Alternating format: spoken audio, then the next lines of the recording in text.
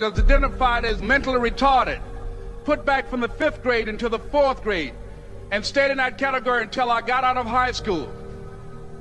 I don't have any college training, but I met a high school teacher who one day changed my life. I was waiting on another student, and when he came in, he said to me, "Young man, go to the board and write what I'm about to tell you."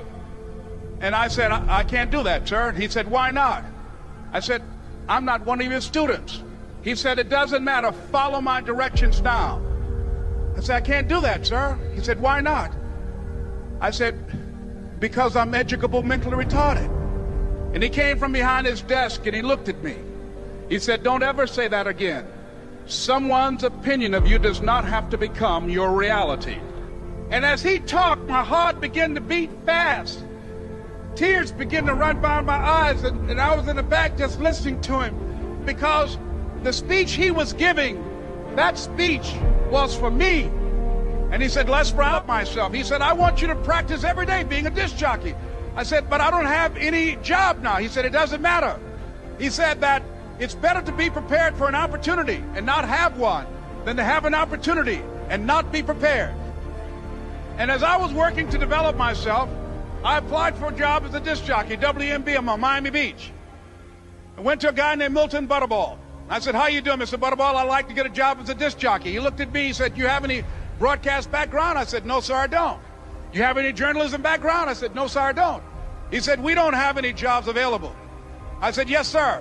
I went back to Mr. Washington and I told him. He said, "Don't take it personally." He said, "Most people are so negative, they will have to say no 7 times before they say yes." He said, "Go back again." So I went back again. I said, "How you doing, Mr. Butterball? My name is Les Brown." He said, "I know what your name is. What do you want?" I said, "I'd like to know whether or not you have any jobs as a disc jockey, sir." He said, "Didn't I just tell you yesterday we didn't have any jobs?" I said, "Yes, sir, but I know whether or not somebody got laid off or somebody was fired, sir." He said, "No one was laid off or fired. Now get on out of here."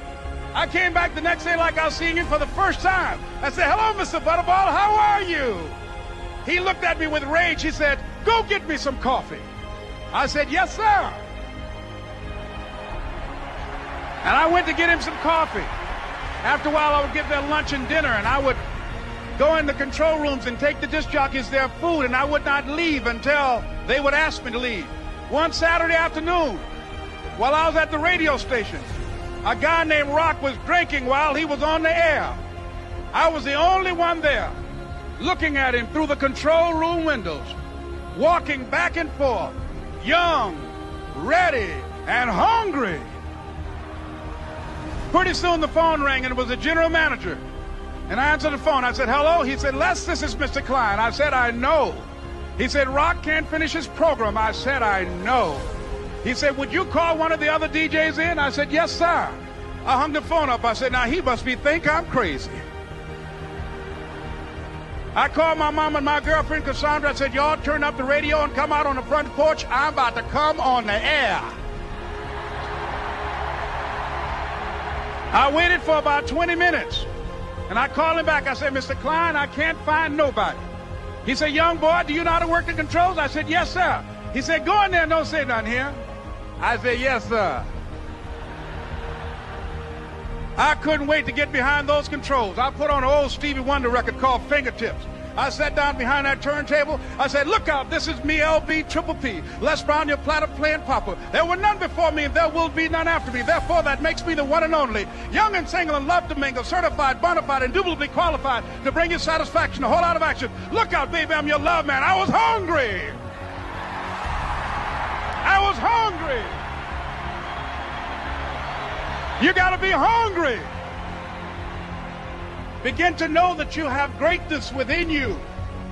And if just one of you here begin to envision yourselves as being blessed and highly favored to reach your goals, if just one of you capture the essence of what that means, that you have greatness within you and a responsibility to manifest that greatness, that you can make your parents proud, you can make your school proud, you can touch millions of people's lives, and the world will never be the same again because you came this way.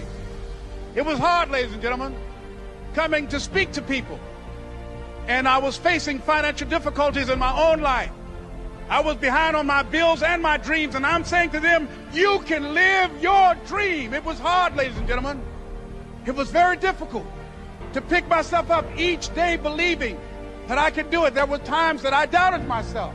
I used to ask myself, can I do this? And something said within me, you're the one. Don't give up on your dream. By continuing to push forward, by continuing to run toward my dream, that one day I would have my own talk show. It's a long shot, ladies and gentlemen, from Liberty City, an abandoned building on a floor, never knowing my mother or father. It's a long shot. Being here with you today in this dome in Atlanta, it's a long shot. No college training, labeled educable, mentally retarded, but I kept running toward my dream. Don't stop. Don't stop running toward your dream.